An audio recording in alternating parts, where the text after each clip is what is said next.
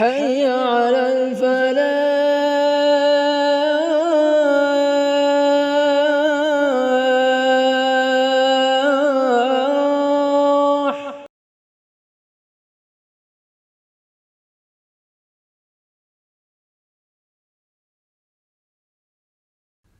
الحمدللہ رب العالمین والصلاة والسلام علی رسول الامین وعلی آلہ وصحبہ اجمعین، اما بعد۔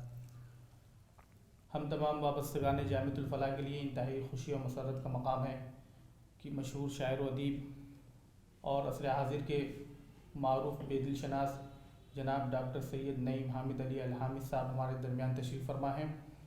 ڈاکٹر صاحب نے اپنا انتہائی قیمتی اور ذاتی کتب خانہ، جو آپ نے 60 سال کے طویل عرصے پر جمع کر کے کتابیں تیار کیا تھا، وہ جامعہ کی لائبریری کو وقف کر دیا ہے، اور وہ کتب خانہ جامعہ کی لائبریری میں پہنچ چکا ہے اور اس کو لائبریری میں سیٹ کر دیا گیا ہے۔ یہ ہماری انتہائی خوش بختی کا مقام ہے کہ ڈاکٹر صاحب اس کتب خانے کی زیارت کے لیے تشریف لائے، اور اس بہانے ہم تمام لوگوں سے ڈاکٹر صاحب کو ملنے کا اور ہم سب کو ڈاکٹر صاحب کے استفادہ کا موقع ملا۔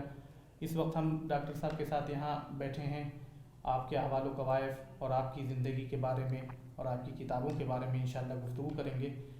سب سے پہلے ڈاکٹر صاحب سے میں یہ جاننا چاہوں گا کہ آپ اپنے خاندانی پس منظر کے بارے میں کچھ بتائیے۔ الحمدللہ رب العالمین، الصلاۃ والسلام علی خاتم الانبیاء والمرسلین وعلی آلہ واصحابہ اجمعین۔ حضرت، میرا خاندانی پس منظر یہ ہے۔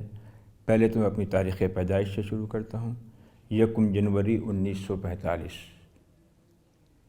محلہ مغل پورہ، مراد آباد، یہ میرا مقام پیدائش ہے۔ ددیال کی طرف سے سید ہوں، لیکن میری والدہ مغل ہیں۔ میرے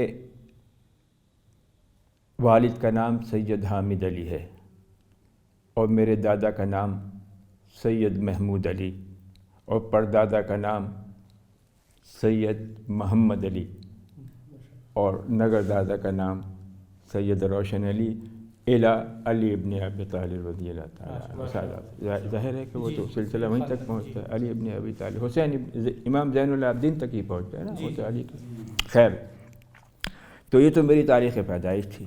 اچھا، کیونکہ میرے والد اپنے یعنی دلیال کی طرف سے سب سے بڑے تھے، اور میری والدہ شکیلہ بیگم بنت مرزا قاسم بیگ اپنے خاندان میں بڑی تھیں، تو جب میں پیدا ہوا تو میرا بہت ہی لاڈ و پیار دونوں طرف سے، ننیال اور دلیال کی طرف سے بڑی اہمیت دی جاتی تھی۔ اس زمانے میں جگر کا طوطی بول رہا تھا، اور جگر مراد آباد کے تھے، اور ہمارے خاندان کے ایک دور کے رشتہ دار تھے۔ جگر کے تو کوئی اولاد نہیں تھی، لیکن وہ میرے پرنانی کے کزن تھے، یعنی کوئی دوسرے قریبی رشتے کا۔ تو اس صورت سے جگر مراد آبادی میرے پرنانا ہوئے، ان کے تو کوئی اولاد نہیں تھی، لیکن اس مناسبت سے۔ تو اس زمانے میں جگر کا بہت توڑا تھا۔ اچھا، میرا بہت لاڈ کیا جاتا تھا، جگر کی طرح لمبے لمبے بال، اور وہ گرگابی اور تنگ پاجامہ، اور کوئی بھی تقریب ہو، حالانکہ لوگ چھوٹے بچوں کو عموماً تقاریب میں لے جانے سے ہچکچاتے ہیں، لیکن مجھے بطور خاص لے جایا جاتا تھا، مشاعروں میں بھی اور محفل سماع میں بھی۔ اچھا، ظاہر ہے کہ اس وقت میں بچہ تھا، لیکن وہاں کے طور طریقوں سے یہ ایک قسم کی میری تربیت ہو رہی تھی، جو مجھے آخر تک میرے ساتھ چلی۔ اور خیر، تو پھر ہم لوگ دسمبر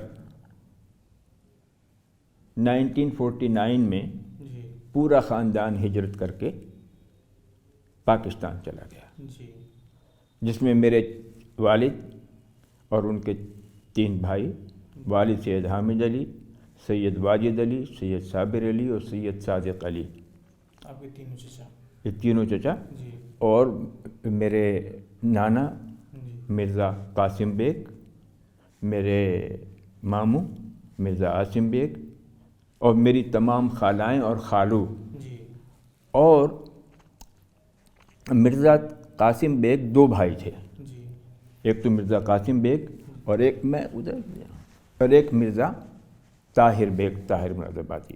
اچھا، یہ مرزا طاہر بیگ طاہر مراد آبادی بہت ہی اعلیٰ درجے کے شاعر تھے، وہ دربار رامپور سے منسلک تھے اور انہیں دربار رامپور سے طوطی ہند کا خطاب حاصل تھا، اور مولانا محمد علی کے بہت ہی قریبی ساتھیوں میں تھے، وہ جو تحریک خلافت جو چل رہی، محمد علی جوہر۔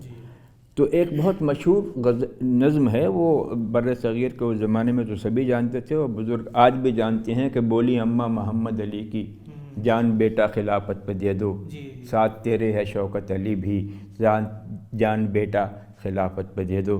یہ مرزا طاہر بیگ طاہر مراد آبادی کی نظم ہے، جو کہ لوگ اب تو ناواقف ہیں کس کی ہے، لیکن آپ کو اس کا ثبوت اس میں ایک خط سے مل جائے گا، تقریب میں ایک خط ہے مرزا عبدالحمید بیگ، وہ یہ کہتے ہیں کہ میں نے تو یہ نظم ان سے سنی ہے، وہ آپ خط ہے اس کے اندر۔ خیر، تو ہم لوگ پاکستان چلے گئے وایا کھوکرا پار، وہ آپ لوگ تو جانتے نہیں کھوکرا پار کیا ہوتا ہے، لیکن وہ سندھ اور اس کے درمیان کا ایک علاقہ ہے۔ پہلے تو ہم لوگ ریل سے سفر کیا کھوکرا پار تک، اس کے بعد پیدل سفر کیا، اور پھر جب ہم پاکستان کی سرزمین میں داخل ہو گئے تو اونٹوں کے ذریعے سفر کیا، اور حیدرآباد سندھ کے اسٹیشن تک ہم اونٹوں کے ذریعے پہنچے۔ اچھا، میرے چچا سید واجد علی شاہ انڈین ریلویز میں تھے اس زمانے کی، برٹش ریلوے کے، اور غالباً وہ انجن ڈرائیور تھے کیا تھے نہیں، لیکن بہرحال کوئی اہم ریلوے کا ان کا رتبہ تھا۔ تو انہیں پاکستان بننے کے فوراً بعد جب اس زمانے کے ملازمین سے یہ پوچھا گیا کہ بھئی آپ میں سے کون ہندوستان میں رہنا پسند کرے گا اور کون پاکستان جانا پڑے گا، تو ظاہر ہے کہ ہمارے چچا نے کہا صاحب میں تو پاکستان جاؤں گا، تو ان کی تعیناتی ہوئی ملتان میں، وہ جو پہلا جو میرا مرحلہ ہے ملتان کا، ملتان میں ہوئی۔ اچھا، تو سارا قافلہ حیدرآباد پہنچ کر یعنی 99% تو کراچی کی طرف چلے، کیونکہ مہاجروں کا کوئی زمانے میں کوئی منزل مقصود تو تھی نہیں، اور کراچی حیدرآباد سندھ سے قریب ترین علاقہ تھا، تو اس لیے کراچی میں مہاجروں کی اکثریت آج بھی ہے اور پہلے بھی اسی لیے ہو گئی۔ اصل میں دیکھیے بات یہ ہے، جو لوگ مشرقی پنجاب میں تھے تو وہ لوگ بدریہ امرتسر لاہور چلے گئے اکثر، اور جو ادھر بنگال میں یا بہار میں تھے وہ مشرقی پاکستان میں ڈھاکہ اور ادھر جمع ہو گئے، تو اس لیے کراچی میں اکثریت مہاجرین کی جمع ہو گئی۔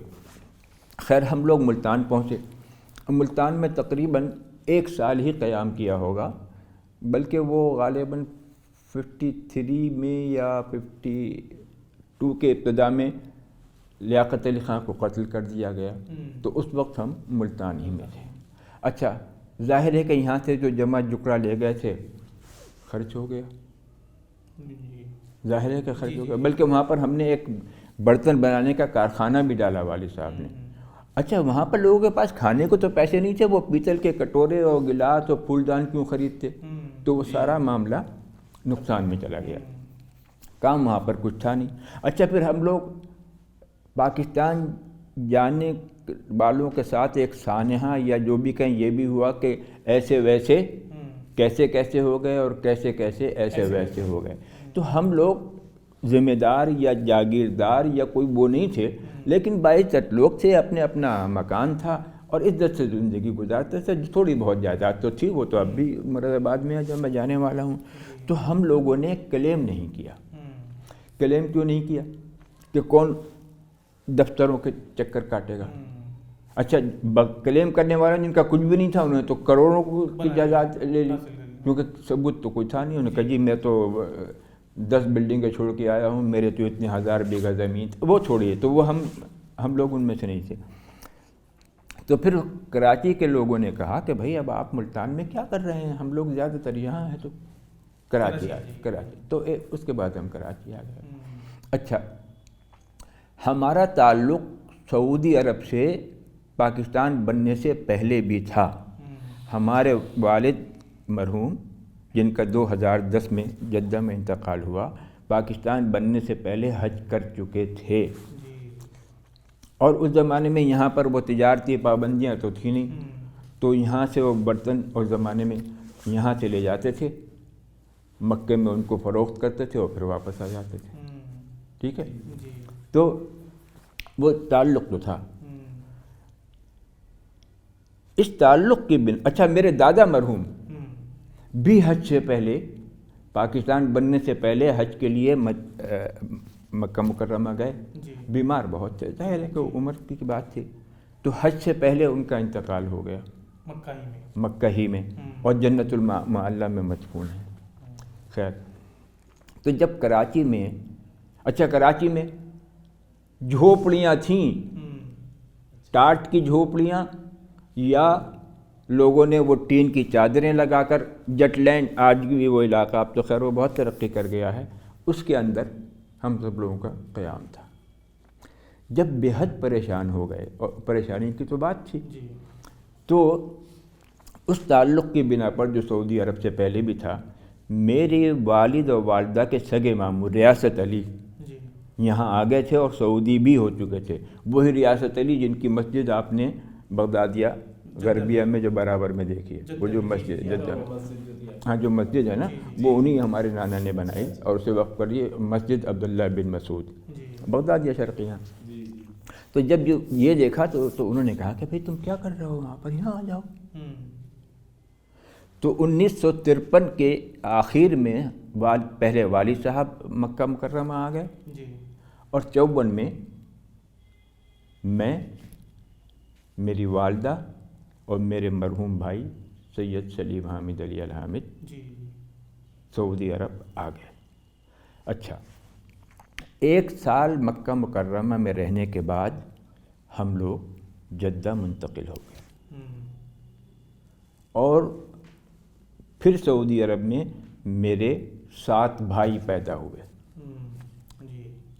اور 1 بہن، تو جب سے پورا خاندان وہیں آباد ہے، اس میں سے 5 بھائی بائی برتھ سعودی ہو چکے ہیں، اور ظاہر ہے کہ کوئی 50-55 بھتیجے بھتیجیاں، پوتے پوتی نوات، وہ جو بچوں کے بڑے ہو گئے، شادیاں ہو گئیں، وہ آباد ہیں۔ 3 بیٹیاں میری سعودی ہیں، میرے 6 بیٹیاں اور 2 بیٹے ہیں، اور لیکن میں پاکستانی ہی ہوں، اللہ چاہے گا تو۔ اچھا، وہ پاکستانی ہونے کا ایک تو سبب یہ ہے کہ جب ہم اس وقت گئے تھے تو پیسے کے لیے تو گئے نہیں تھے، وہ تو ایک وہ تھا، جب وہ لوگ بلا کر کہہ رہے تھے کہ آؤ بھائی ہم سے یہاں کی نیشنلٹی لے لو، ہم نے انکار کر دیا، والد صاحب نے۔ اس انکار کے 2 سبب تھے، ایک تو یہ بات ہی طے نہیں تھی کہ یہاں رہیں گے یا واپس جائیں گے، مستقل لینے کا ارادہ نہیں تھا، اور دوسرے ہمیں پرچم ستارہ و ہلال ان کے سیفین و نخلہ سے زیادہ اچھا لگتا تھا۔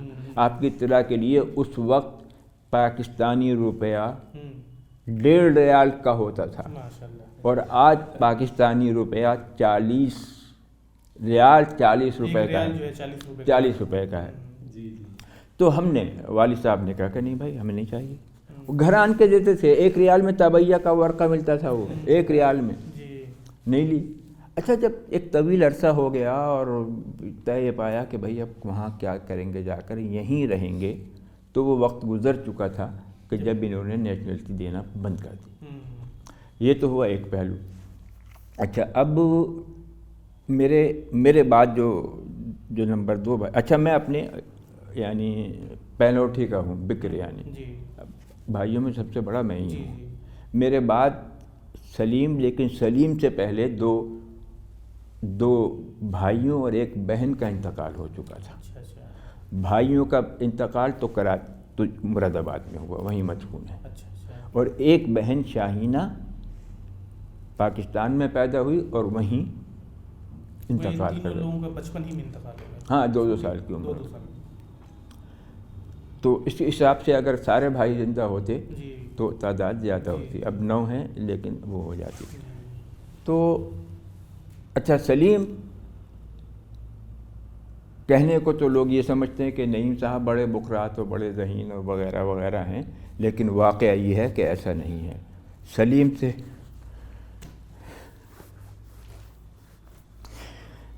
سے بہتر میں نے کسی کو تعلیم اس کی بھی وہی تھی جی جی جو میری ہے، یعنی کہ زیرو، سمجھے، گھریلو تعلیم سے. گھریلو تعلیم. جی لیکن وہ 20 سال پرنس عبد المجید بن عبد العزیز آل سعود کا میڈیا ڈائریکٹر رہا ہے، تبوک میں، جی مدینہ منورہ میں. اور جب وہ امیر عبد المجید مکے کا گورنر بن کے آ گیا تو عبد المجید نے کہا کہ سلیم میرے ساتھ چلو. انہوں نے کہا تعلم رکھ وہ ہے، اللہ آپ کی عمر دراز کرے، میں تو مدینہ نہیں چھوڑوں گا. تو عبد المجید کہنے لگا تو کوئی حرج نہیں ہے بھائی، ہمارے درمیان فیکس ہے، ٹیلی فون ہے، تو مجھے جو تم سے کام لینا ہوگا وہ میں تمہیں ٹیلی فون سے کہہ دوں گا، اور جو تمہیں لکھنا ہوگا تم لکھ کے مجھے فیکس کر دینا. تو سلیم نے مرتے دم تک مدینہ نہیں چھوڑا. انتقال تو جدہ ہی میں ہوا. وہ تو علاج کے لیے گئے تھے نا. ہاں، اصل میں ان کے اندر ایک رگ پھٹ گئی تھی، رگ پھٹ گئی تھی، اس میں بلیڈنگ شروع ہو گئی. تو پھر کنگ فہد ملٹری اسپتال میں ان کو داخل کیا گیا، اور اس کے بعد وہ جاں بر نہیں ہوئے.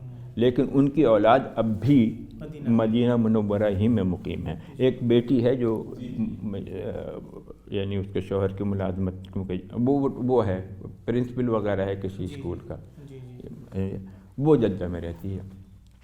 اچھا، اس کے بعد پھر یہ تو ہم دو کی تو پیدائشی مراد آباد کی ہے.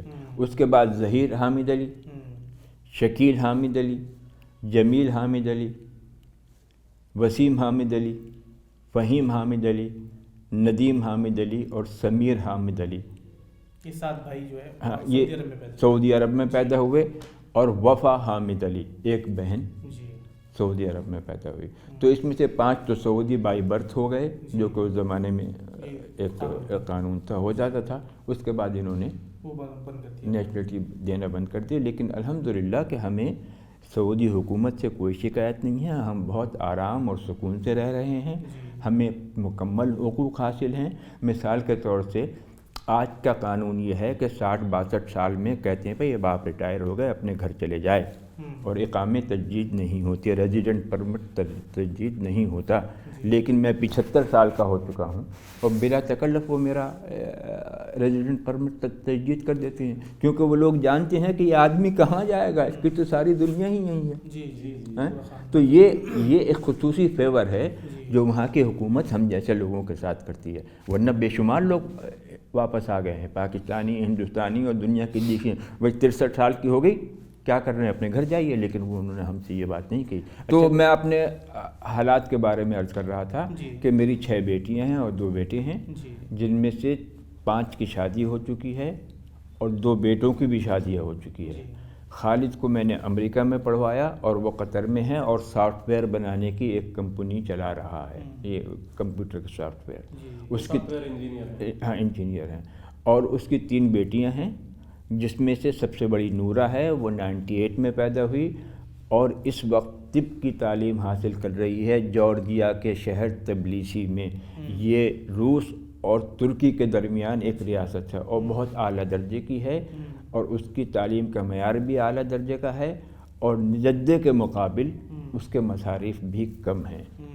تو وہ 4 سال مکمل کر چکی ہے اور 3 سال کے بعد وہ MBBS ہو جائے گی، اور انشاءاللہ اللہ تعالیٰ کا جو بھی حکم دے گا.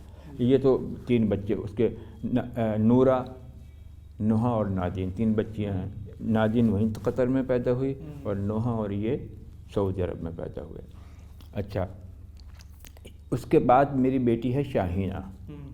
اس کے وہ سعودی ہے، اس کی 1 بیٹی اور 3 بیٹے ہیں. اور ایک بیٹی کی تو شادی بھی ہو چکی، میں پر نانا بھی بن چکا ہوں. اور باقی 2 لڑکے جوان ہیں، ماجد اور احمد، ماشاءاللہ اعلیٰ تعلیم. ماجد نے تو امریکہ میں تعلیم حاصل کی ہے اور ہواوے میں اس وقت ملازم ہے، اور احمد نے بھی اعلیٰ تعلیم حاصل کی ہے. ابھی اس نے MA کیا ہے، ابھی مجھے بتایا تھا انتصاب سے، وہ جو ہوتا ہے. اور عامر ابھی زیر تعلیم ہے. تو یہ ہو گیا. اس کے بعد ہے سلمیٰ. سلمیٰ کی شادی میرے سگے ماموزاد بھائی مرزا عادل بیگ سے ہوئی، جو مرزا عاصم کے بیٹے ہیں. اس سے سلمیٰ کے یہ پاکستانی ہیں کہ 2 بیٹے اور 1 بیٹی ہے. اور الحمدللہ شاد و آباد ہے. اور عادل بھی وہ کمپیوٹر کا اسپیشلسٹ ہے اور اس وقت زبیل میں زیر ملازمت ہے. زبیل میں. اچھا، سلمہ کے بعد ہے امل. امل بھی سعودی ہو چکی ہے، اس کا شوہر بھی سعودی ہے اور موبائل کا ڈائریکٹر جنرل ہے. موبائل جو کمپنی ہے اور مدینے کا ہے اور بہت اعلیٰ فیملی کا ہے. اس کے 2 بیٹے ہیں، ایک فیصل اور ایک عبداللہ. فیصل ماشاءاللہ 20 سال کا ہو چکا ہے اور عبداللہ بھی 16-17 سال کا ہوگا اور زیر تعلیم ہے اور ٹھیک ٹھاک ہیں، بہت خوش ہیں. اس کے بعد ہے عریج. عریج کی 3 بیٹیاں ہیں اور اس کا شوہر بھی سعودی ہے اور وہ خود بھی سعودی ہو چکی ہے اور اس کا شوہر ویسے تو اسپیشلسٹ ہے زراعت الاسنان کا. مجھے نہیں معلوم کہ اس کو انگریزی میں وہ جو ٹرانسپلانٹ کیے جاتے ہیں نا، ڈینٹل ٹرانسپلانٹ کرنا، یعنی وہ مرمت نہیں. ہاں، تو اس نے امریکہ میں تعلیم حاصل کی اور کنگ فہد ملٹری اسپتال میں ملازمت کرتا ہے اور اس کا بریگیڈیئر کا عہدہ ہے، عسکری ہے وہ، اور اللہ کا فضل سے ٹھیک ٹھاک. اچھا، اس کے بعد ہے عریج کے بعد ہے ایمان. ایمان کی شادی بھی ایک سعودی سے ہوئی ہے، ملٹی بلینئر ہے، حانبہ عثمان ماشاءاللہ. اس کی 2 بیٹیاں ہیں اور اپنی جگہ خوش ہیں. ایمان کے بعد ہے خلود، جس کی ابھی شادی نہیں ہوئی ہے. ہاں، بیٹیوں میں ایمان کے بعد خلود ہے، لیکن اس کے بعد ہے محمود، جس کی شادی ابھی قریب میں ہوئی ہے. 11 کو لگا لیجیے، وہ تو رخصتی ہوئی. اس کی بیوی سعودی ہے اور وہ بھی موبائل ہی میں کام کرتا ہے اور الحمدللہ ٹھیک ٹھاک معاملہ. پھر خلود ہے، اس کی ابھی شادی نہیں ہوئی ہے، اللہ نے چاہا تو ہو جائے گی. اسی صورت سے وہ سلیم کے بچے وغیرہ تفصیل میں جانے کا کوئی فائدہ نہیں ہے. اللہ کا شکر ہے. اب برمائی آ گئے. مراد آباد اور پاکستان دونوں جگہ آپ کا بچپن گزرا؟ نہیں، وہ تو میں نے سب بیان کر دیا. اس کو یہ ساری باتیں تو میں نے کہا دی. اب آپ آگے آئیے، تعلیم کے مراحل پر آئیے. تعلیم کے مراحل میں جو کوئی خاص جو ہے واقعہ؟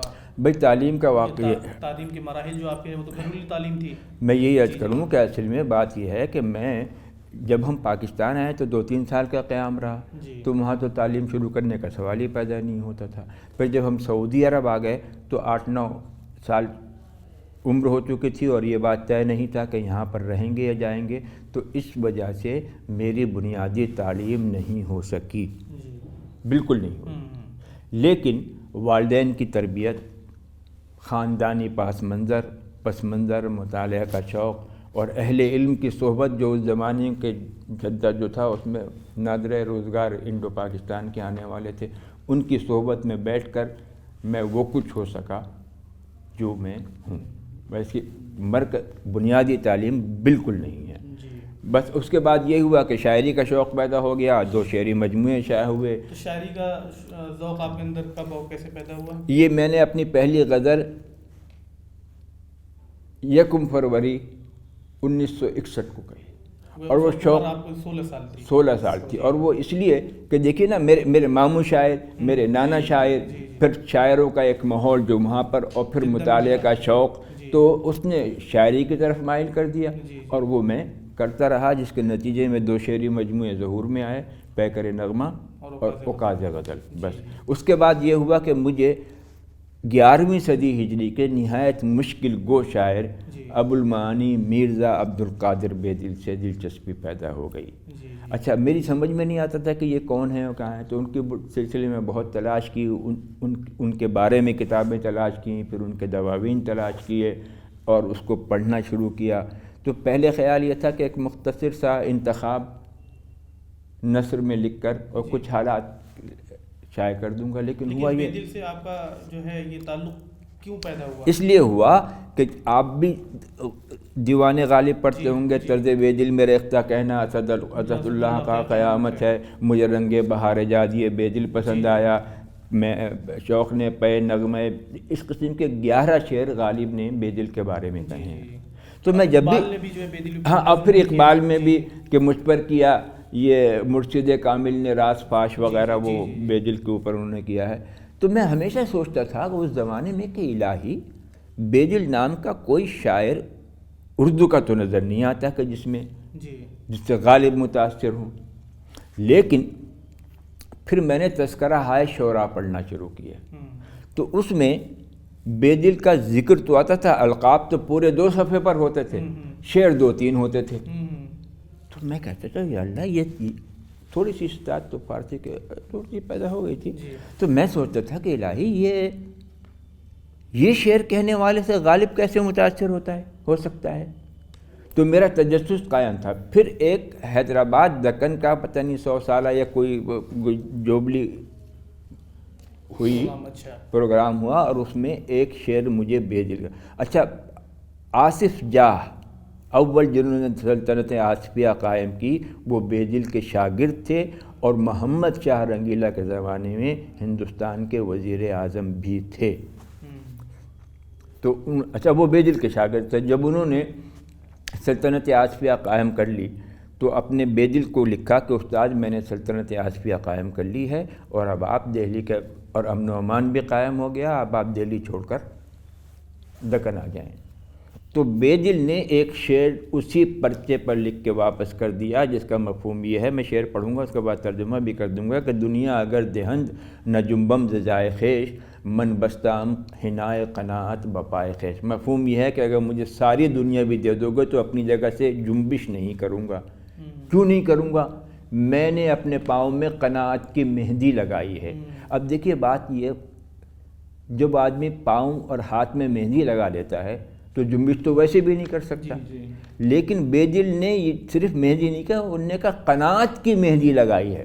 خصوصیت یہ ہے کہ قناعت کی مہندی ہے کہ بھئی میں تمہارے پاس دولت کے لیے کیوں آؤں میں، حالانکہ وہ وغیرہ وغیرہ۔ تو جب میں نے یہ، اس شعر نے مجھے دیوانہ کر دیا، اور میں نے پھر تلاش کرنی شروع کی بے دل کی اور بے دل کے بارے میں۔ تو مجھے خواجہ عبید اللہ اختر کی کتاب بے دل ملی، جو آپ کے کتب خانے کو دے دیا ہے۔ پھر عبدالغنی، ڈاکٹر عبدالغنی کی فیض بے دل اور روح بے دل، اور الحاظ الکتاب، بہت ساری کتابیں مجھے ملیں۔ اور اس کے بعد پھر میں نے کلیات ان کا پٹنہ خدا بخش اورینٹل لائبریری سے 4,500 صفحات کا منگایا۔ مختصر ہے کہ بس پھر وہ سلسلہ آگے بڑھتا گیا۔ اچھا، شاعری میں آپ کے ذوق جو ہے وہ 16 سال کی عمر میں پیدا ہو گیا تھا، تو آپ شاعری میں اصلاح کس سے لیتے تھے؟ کون استاد ہاں، آپ کا؟ دیکھیے اصلاح کا طریقہ کیسا تھا؟ میرے استاد سے حضرت احمد جمال صادق مرحوم، ان کا تعلق بہار سے تھا، پٹنہ سے، پھر وہ پاکستان چلے گئے، اور پاکستان سے سعودی عرب آ گئے، اور وہ سعودی عرب میں کمال ادہم جو فیصل بن عبدالعزیز آل سعود کے سالے تھے، یعنی ملکہ عفت کے وہ ماں جائے بھائی تھے، سگے بھائی نہیں تھے۔ اور اس وقت ترتیب یہ تھی کہ فیصل، کمال ادہم اور احمد جمال صادق۔ احمد جمال صادق وہاں کی پہلی انٹیلیجنس سروس کے چیف بھی تھے، اس کو زمانے میں اتصالات الخارجیہ کہا جاتا تھا۔ اچھا، بہت اعلیٰ درجے کے انسان، بہت ہی بے حد ذہین، جس کی کوئی انتہا، اور بے حد امین۔ تو میں احمد صاحب، ظاہر ہے کہ اس زمانے میں ماہانہ مشاعرے ہوتے تھے۔ پہلا یعنی اگر انڈین سفارت خانے میں مشاعرہ ہے تو پاکستان کے سفیر صدارت کر رہے ہیں، اور پاکستان ایمبیسی میں مشاعرہ ہے تو ہندوستان کے سفیر صدارت کر رہے ہیں۔ یہ سلسلہ تو 65 تک جاری کیا، اس کے بعد بدقسمتی سے وہ واقعہ ہو گیا۔ تو میں اور سب لوگوں کو دیکھتا تھا، تو مجھے احمد صاحب کا کلام دوسروں سے منفرد اور میرے مزاج کے مطابق نظر آتا تھا۔ تو میں نے کہا حضرت میں تو آپ کی شاگردی کروں گا۔ اچھا، وہ میں تو بہت چھوٹا تھا، وہ تو میرے والد کے دوست تھے، وہ بالکل کہتے ہیں برخوردار، میرے پاس آپ کی فضول باتوں کے کوئی وقت نہیں ہے، میں پیچھے پڑا رہا۔ پھر ایک دن یہ ہوا جب میں بالکل ہی پریشان ہو گیا، تو میں نے غزل کہی، اور غزل کا مطلع سن لیجئے۔ مطلع کہ رتبہ ملا ہے فن سخن میں کمال کا، تلمیذ ہوں میں حضرت احمد جمال کا۔ ارے میں نے مشاعرے میں پڑھ دی تو کہنے لگا بھائی بیٹے اب تم آ جاؤ خیر۔ اچھا، یہ تو برائے نام گویا کہ وہ میرے استاد ہو گئے، لیکن وہ ایسے استاد نہیں تھے کہ مصرے میں تبدیلی کر دی اور پوری غزل کہہ کے نہیں، بالکل، یعنی غزل جو ہے بدل کے اپنی ہی کر دی، نہیں، بالکل نہیں۔ وہ پہلے بتاتے تھے کہ دیکھو بھائی خامی کیا ہے، دیکھو یہ خامی ہے، سمجھ گئے؟ میں نے کہا جی سمجھ گیا۔ کہنے لگے جا کے ٹھیک کر لو جب بات سمجھ میں آ گئی۔ جی جی جی زندگی میں جی بس وہ بتا دیتے تھے کہ خرابی کیا ہے، اور انہیں اس بات کا اعتماد تھا کہ اس میں اتنی صلاحیت تو ہے کہ ٹھیک کر کے لے آئے گا، تو میں ٹھیک کر کے لے آیا۔ انہوں نے زندگی میں صرف ایک مصرع مجھے دیا ہے، جی اور وہ میری اس میں شامل ہے۔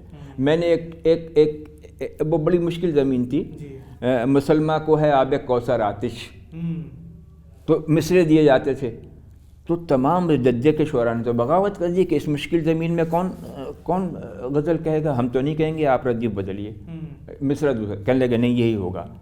تو خیر تو صرف 2 ہی غزلیں ہوئیں، ایک احمد صاحب کی اور ایک میری، وہ اوقاز غزل یا اس میں پیکر نغمہ میں ہے۔ اچھا اس زمانے میں معائب و محاسن سخن سے تو میں ویسے بھی ناواقف تھا، اور ہونا بھی چاہیے تھا، ابتدائی دور ہے۔ تو میں نے ایک شعر کہا، تعجب کیا جو شعلہ خو ہے وہ بت، کہ ہوتی ہے درون پتھر آتش۔ اچھا اب ہندی الفاظ اس کے درمیان عطف و اضافت نہیں ہو سکتا، تو استاد تو بڑے ناراض ہوئے۔ تو میں نے کہا مضمون تو میں نے ٹھیک ٹھاک لایا تھا، تو میں نے کہا حضرت یہ درون پتھر، میں تو انہوں نے مصرع مجھے دیا، نمود سنگ میں ہے مضمر آتش، مضمر آتش، کہ ہوتی ہے درون پتھر آتش کے، نمود سنگ میں ہے مضمر آتش۔ تو ان کا یہ پہلا اور آخری مصرع ہے جو احمد صاحب نے مجھے کہہ کر دیا، مفہوم وہی رکھا، اس کے علاوہ انہوں نے کبھی کوئی نہیں کی۔ اور اچھا پھر میں اپنے منہ میں میٹھا نہیں، میں کوئی اتنا برا بھلا کہتا بھی نہیں تھا، یعنی اگر مضمون بہت اعلیٰ نہ صحیح لیکن اس قسم کی حماقتیں پھر نہیں ہوتی تھیں، اور پھر رفتہ پھر وہ، اور پھر میں آخر تک جب تک غزل ان کو سنا نہیں لیتا تھا، محفل میں نہیں پڑھتا تھا، اور ایسا کبھی نہیں ہوا کہ احمد صاحب نے کہا کہ نہیں اس مصرع کو یوں کر دو، ارے بھائی ٹھیک تو یار، تم اس عمر میں اس سے زیادہ بہتر اور کیا کہو گے۔ بس تو وہ سلسلہ قائم رہا۔ 2010 میں ان کا کراچی میں، سعودی ہو گئے تھے خالد کے زمانے میں، ملک خالد کے زمانے میں، پھر وہ کراچی چلے گئے، اور 2010 میں ان کا انتقال ہو گیا۔ اچھا آپ کن شعراء سے متاثر ہوئے، آپ کے پسندیدہ شاعر کون تھے؟ دیکھیے صاحب، یہ کہنا کہ غالب، اقبال، میر، یہ تو بڑی روایتی بات ہے، یہ تو کوئی ہر شخص کہہ ہی دیتا ہے، لیکن جن شعراء سے میں بہت جو متاثر ہوا ہوں، ان میں پروفیسر اقبال عظیم، احمد فراز، پیرزادہ قاسم، افتخار عارف، مجروح سلطان پوری، ویلی آخری، اب تفصیل کیا بتاؤں، ان سے میں زیادہ اور ان میں سب کو نمبر 1 دیتا ہوں میں احمد فراز کو۔ میں یہ کہتا ہوں کہ احمد فراز اردو کا چوتھا بڑا شاعر ہے، اور اس پہ میں نے بہت کام بھی کیا ہے، اور میں نے اس کے کلام کا اشاریہ بھی مرتب کیا ہے۔ ممکن ہے لوگ آج نہ مانیں، یہ طواف منزل جانا ہے، یہ میں نے احمد فراز کا مکمل اشاریہ جاری کیا ہے، اور میں یہ کہتا ہوں کہ احمد فراز ہی اردو کا چوتھا بڑا شاعر ہے۔ لوگ اگر آج نہیں مانیں گے تو بات مستقبل۔ چوتھا بڑا شاعر گویا پہلے میر تقی میر، غالب، اقبال اور فراز، احمد، اور یہ بات لوگ مان رہے ہیں۔ دیکھیں نا آج بھی آپ احمد فراز کا نام لیں اور لوگ آپ کو اس کو کرا، ایک پسندیدگی اور مقبولیت بھی ایک علامت ہے۔ فیض کے آپ سے کہوں وہ شعر سنائیں، آپ نہیں سنائیں گے، اگر میں فراز کے کہوں گا 2-3 شعر تو آپ مجھے سنا ہی دیں گے۔ اور یہ تو آپ کی ایک تصنیف ہوئی جو فراز ہے، اس کے علاوہ آپ کی تصانیف کے بارے میں کچھ تعارف؟ نہیں، تعارف کیا ہے، پہلا شعری مجموعہ پیکر نغمہ شائع ہوا 1986 میں، اس کے بعد میں بے دل میں مصروف ہو گیا، 20 سال تک بے دل پر تحقیق کرتا رہا۔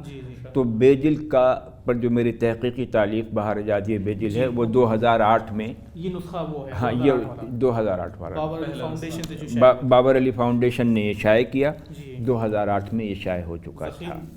ہاں یہ 600 کچھ صفحات پہ مشتمل ہے، اور 597 صفحات، جی ہاں۔ تو دوسرا یہ ہو گیا آخری ایڈیشن۔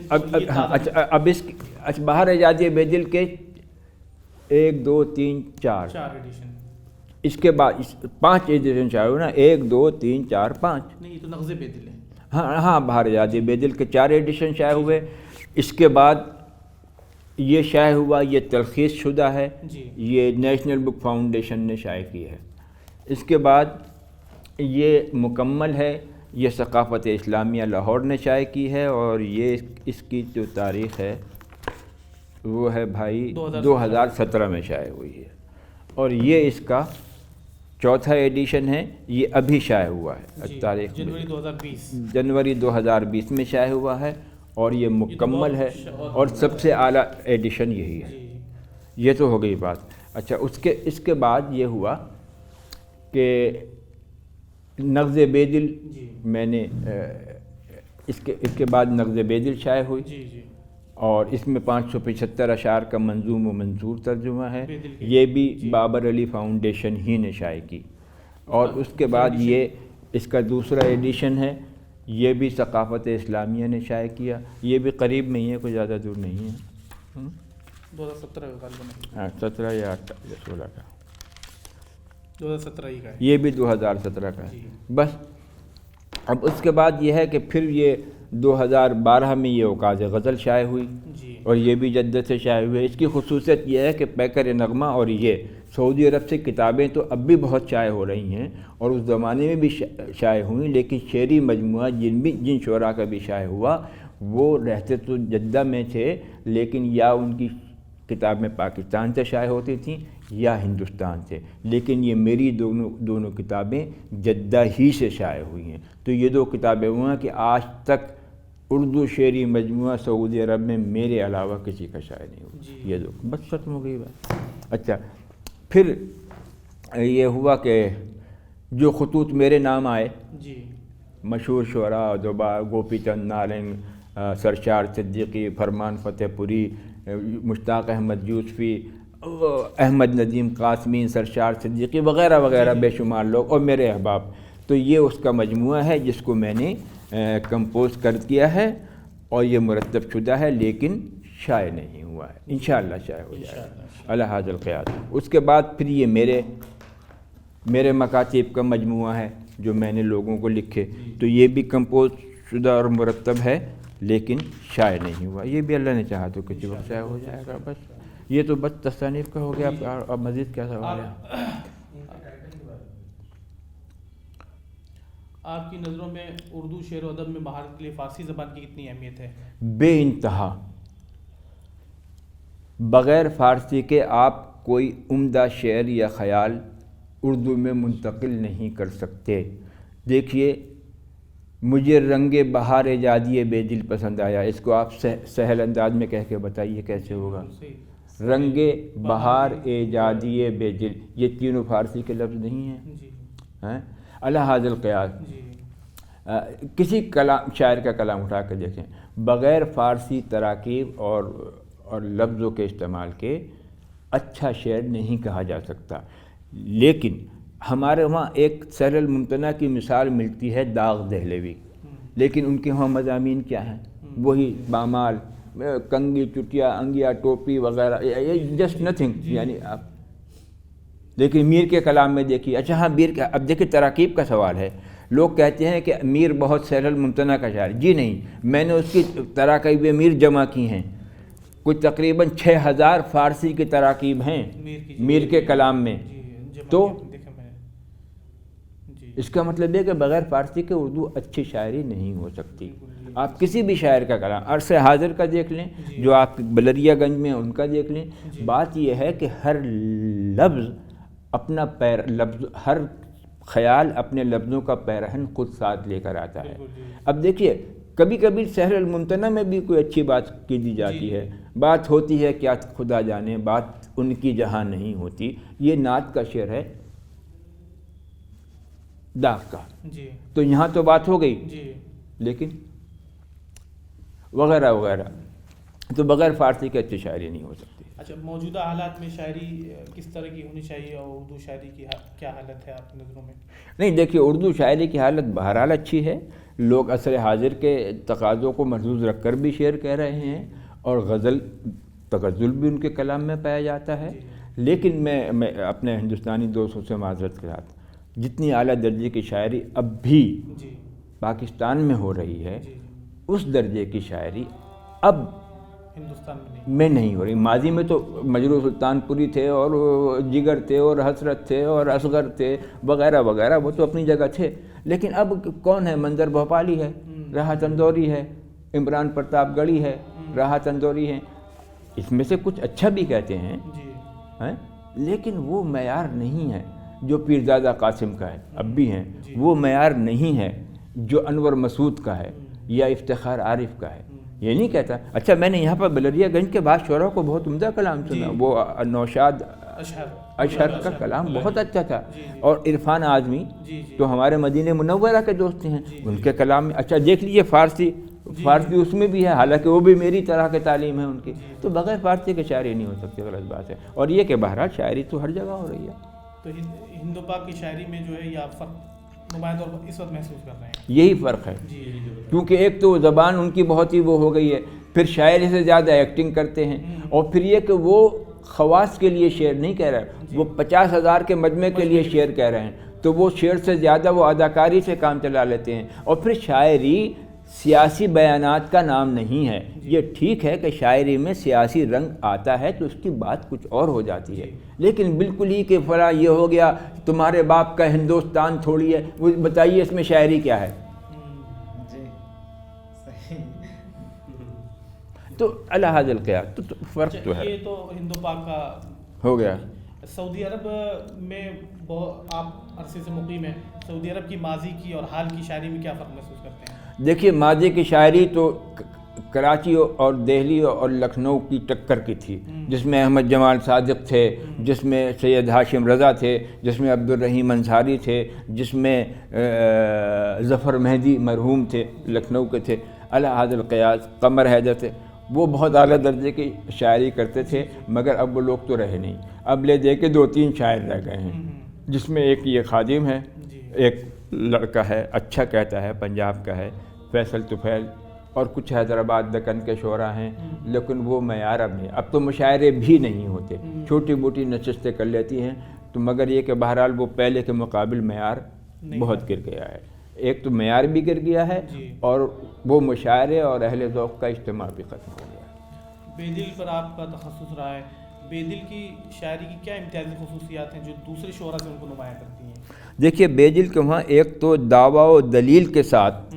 شعر، ایک بات میں وہ دعویٰ کرتے ہیں کہ یوں ہیں، اور اس کے بعد اس کی دلیل دیتے ہیں کہ دیکھیے ایسے، مثال کے وہ کہتے ہیں، اگر دشمن تواضع پیشہ است ایمن مشو بے دل، بخوروزی بود بے باک شمشیر خم دارد، اگر دشمن آپ کے ساتھ جھک کر ملے تو اس سے خوش نہ ہو، کیونکہ یہ دشمن جو جھک کے مل رہا ہے اس میں بھی اس کی کوئی وہ ہے، اور جھک کر ملنے والے کا مطلب یہ ہے کہ وہ تلوار جو خمیدہ ہوتی ہے اس میں کاٹ زیادہ ہوتی ہے، تواضع سے اگر پیش آئے دشمن خوش نہ ہو بے دل، کہ شمشیر خمیدہ اور بھی خونریز ہوتی ہے۔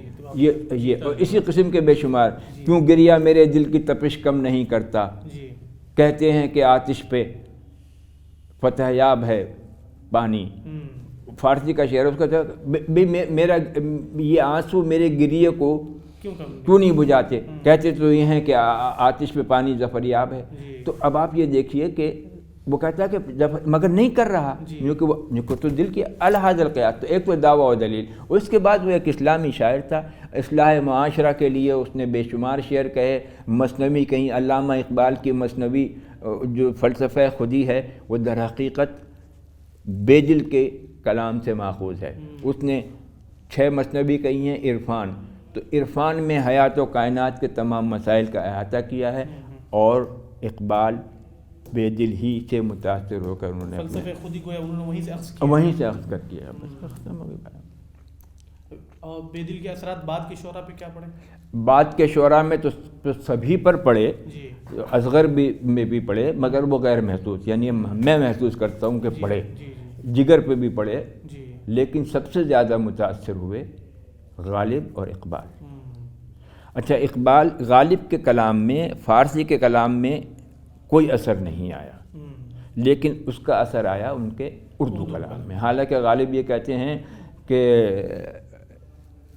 فارسی بیں تا نہ بینی تا ببینی نقشائے رنگ رنگ بگزرج مجموع اردو کے بے رنگے منس، وہ کہتا ہے اگر تم نقشائے رنگا رنگ دیکھنا چاہتے ہو تو میری فارسی کلام کو پڑھو اور اردو سے گزر جاؤ کہ وہ تو بے رنگ شاعری ہے، جبکہ برعکس یہ ہے کہ فارسی میں کوئی رنگ نہیں ہے اور سارا رنگ اردو شاعری میں آیا۔ اچھا، غالب اسلوب کی حد تک تو ان کی پیروی کر سکے، لیکن مزاجن تو آپ کو معلوم ہے غالب جیسے تھے ہیں، اور یہ اعلیٰ درجے کے صوفی اور پابند شریعت انسان تھے.